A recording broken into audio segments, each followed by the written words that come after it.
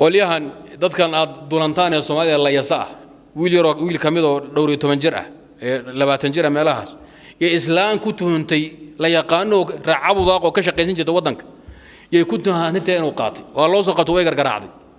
wuu inkiray ma arag ma orna kitaab jaamac umar laga dhageysan way garaacday waa la waday waa lagu ciyaaray waa la jugjugeeyay wiilkii waxba sheegi waa haddii wuxuu san qaadin buu sheegaa waxay tir isoo qabto waa loo soo qabtay geedkan ay ugu xiray geed baa loogu xiray saasa looga dareeray markii intay ku bilbisa gaas bay gubtay waxa loogu yimid lafihiisa iyo xarigii bas meesha ku yaala ya mas'uuliyad bay ku shubtay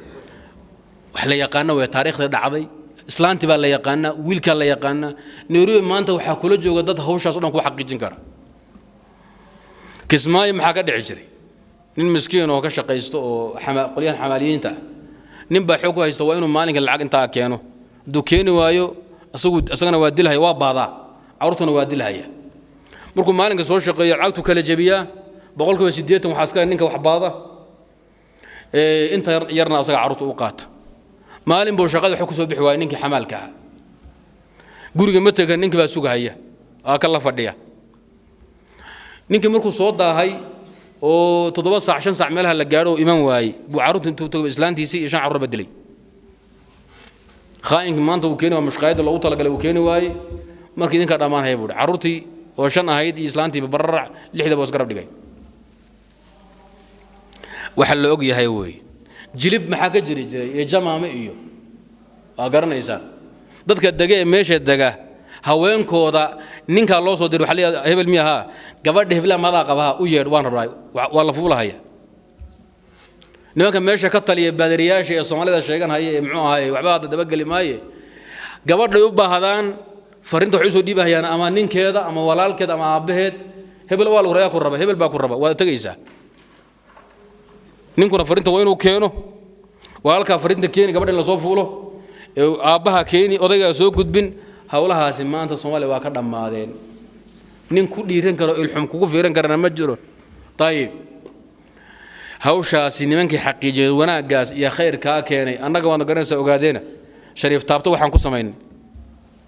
shariif taabto wad garanaysaa taabto meesha la u dhaxaysa dooble iyo maxay ahayd afmadow iyo maxay u dhaxaysa dooble iyo qoqaan u dhaxaysa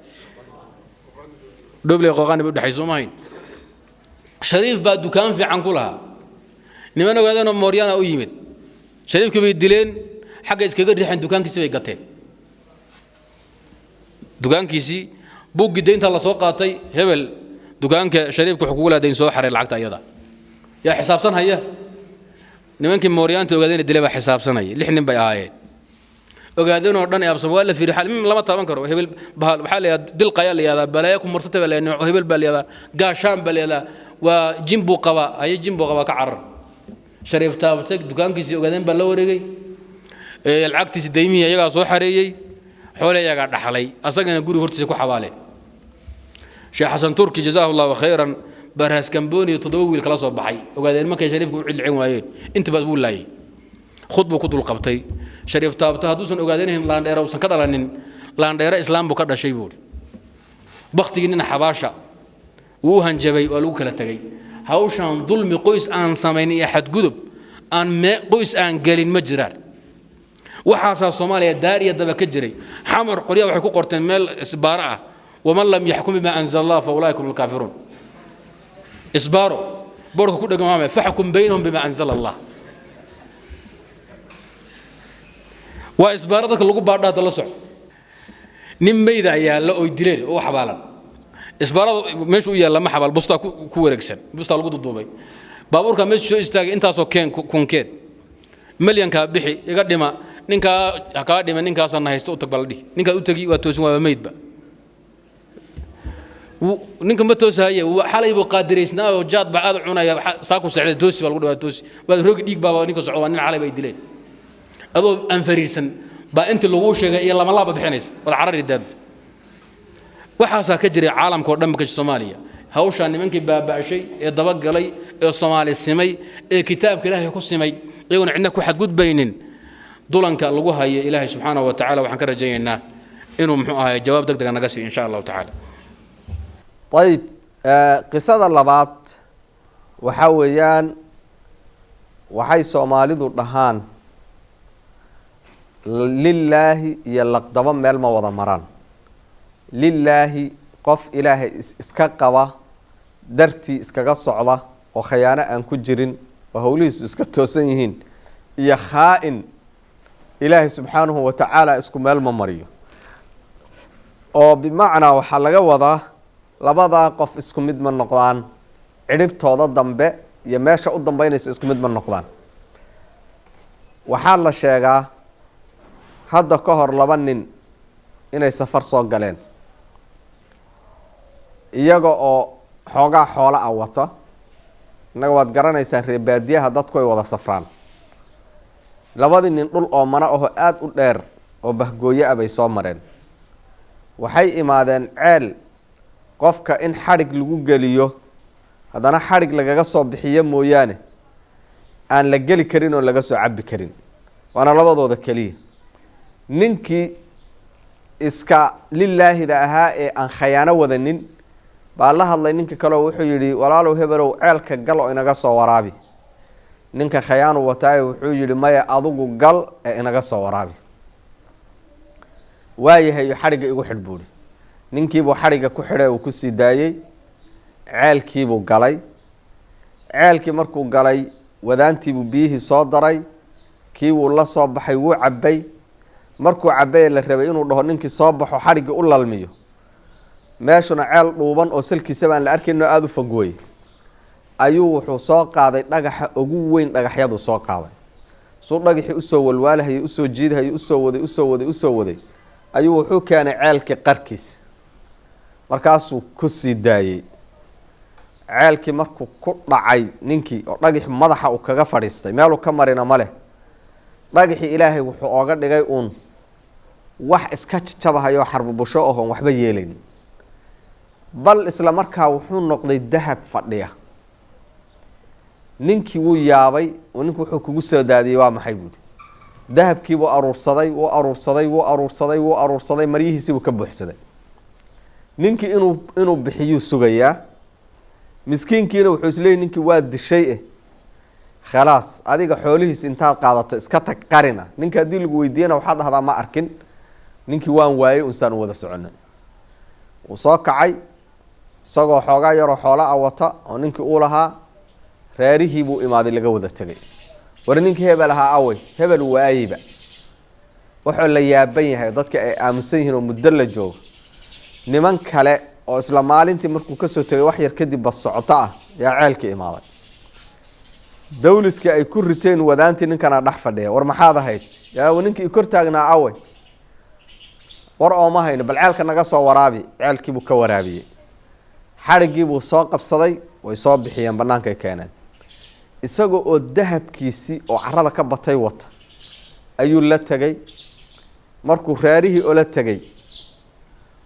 oo uu taajir isnacay noqday la yaabay ninkii yaa waxaa la yidhi waxaanoo dahab intaad ka keentay oo hebelow adaaba ii soo daadiyey waa ninkii inuu dilo rabay masaas ahaa walaalow saan ku yeelay kaale iyaalbu ceelkii baa dib la isugu soo raacay wuxuu yidhi ceelkan geliye dhagax madaxa igaga sii daa haddii dhagax baa lagu sii daayay halkiibuu ku dhintay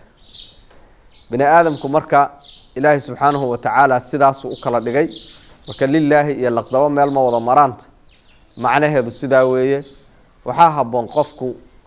inuu ahaado mid ikhlaas ku shaqeeya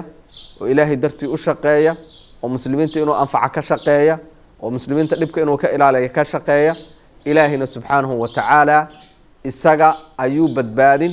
wuxuu waafajin sida fiican wuxuuna ku hagaajin arrimaha toosan aakhari iyo adduunba sida uu rabo ee u jecel yahay ayuu ilaahay subxaanahu wa tacaala ooga dhigayaa marka intaasaan qisadana kusoo koobayaa هذا وبالله توفيق وصلى الله على نبينا محمد وعلى آله وأصحابه أجمعين قصة دبا وأتاجنا وأتشوقي أنيو تبغى الله حلقيا ضو ما شفدي إن جرانيا إن بالو تاجي دعاء دا وتكتي وحيكون إلى هدين إلهي كعصر دين تعايا إلهي بعايا صلاة دمتك كذو diintu waxa uu yiraahdaa diintu xaq ma aha saas oo jiray ducaad baa u tagay waxay yidhaahdeen war ilaahay ka cabso ilaahay u toobadkeen waxa uu yidhi meeshay fadhiyaan waxa uu yidhi dhegaysta waxaad ilaahay baad ugu cabsiinaysaan iyo cadaabkiisa miyaa ilaahayna waxaa ku sameeya haddii uu imaqlayo waka aan caaye waxa iga qaada buu yidhi wallaahi alcadiim waa xaqiiqa waan u jooga anigu waa la argagaxay waa laga baxay meesha musiiba soo socotaa la yidhi inaga saara bilima soo wareegin wuu iska qoslayey wuu iska ciyaarayey baabuurkiisii buu ka hayst agsidaa buu galay meel kale rabbi kama dilin laftaa dhabarka umaa la kala jebiyey insaankan waa daciif faryarada haddii la kala jebiyey maanta oo dhan insaanku uu cabaari laftaa dhabarku ilaahay kala jebiyey qac waa la qaaday yurubtaa la geeyey waa la soo daweeyey laakiin baaradiisii dabcan dhinac baa baktiyey ma kici karayo waa la keenay waddankaa la keenay waxaa la keenay isaga oon qacmaha qaadi karayn lugahana aan qaadi karayn midna aan qaadi karayn farihiis ayaa la keenay waan u tagnay waan u naseexaynay waxaa laga yaabay inuu toobad keeno wuu hadlayaa laakiin ogow mar kaluu ilaahay caayi ilaahay baa iga sareeya qacmihiisaa iyo lugihiisaasiba way urayaan lama felisan karaysid matag waad matagi way urayaan dawooyin baa yurubta laga soo siiyey u mariyaa habeenkii markuu seexdo wax alla waxaa baraanbar iyo jiir iyo jinac iyo maxaanku wax alla waxa jaarka oo dhan meelahaas oo dhan baa ku soo urura xayawaan oo dhan markaasaa qacmihiisan iyo lugaha ma dareemaya isagu waa la cunaa subaxdii markuu toosan buu arkaya intan oo la cunay lugihiisii oo la cunay wuu dhawaaqayaa saasuu u fadhiyaa waa lafihii waxay soo saarayaan lafihii bay soo saarayaan subxaan allah sidaasuu u sugnaa wuu fadhiyaa bes waa la fadhiisiiyaa waa la qaadaa dhaqaaq kale male cuntada afkaa loogu ridaa biyaha waa la waraabiyaa saas u fadhiyaa labadii bari uu ku fadhiyey ilaahay wuxuu ka soo saaray laba saafuura waaweyn dhulax ayaa mid laga soo saaray calooshaa loo fadhiisiiyey subaxdii walba dhakhtarka u yimaada waxbaa lagu dhaadhiciyaa waa laga soo sifeeyaa intaasay laa leegin daloolku waa weyni uma fadhiisan karayo caloosha u jeefaa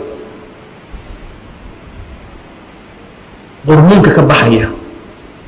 xayawaanka jirkiisa ku soo ururaya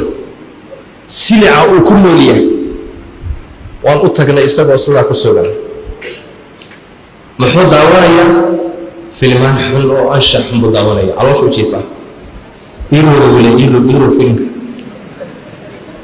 ajab yacni waxa weeyaan waa xaaladtii ugu dambaysay ayay ku sugnaa silic cuntadii kuma dhaadhici karayso wuxuu sidaa u ku sugnaadaba markii dambe hooyadii uu beryi jiray dadkii qaraabadiisa way ka tegey gabadhi guriga uma shaqayso gabadhii guriga ka shaqaynaysa way ka tagtay waana tagayaa bay tiri guriga oo dhan baa uraya hooyadii baa ku soo hadhay xataa walaalkii uu ka tegey xataa walaalkii uu ka tegey wuxuu beryi jiray qofka u yimaada walaal iga nax maxaan kuu qabtaa idaldal idil nafta iga qaat inaan dhinto ayaa ii dhaanta noloshana ku noolahay xaaladaasoo ku noola ayuha alikhwa sidii isaga oo ku nool buu dhegsa maxaad u malayn ilaahay cadhadiisu way daranta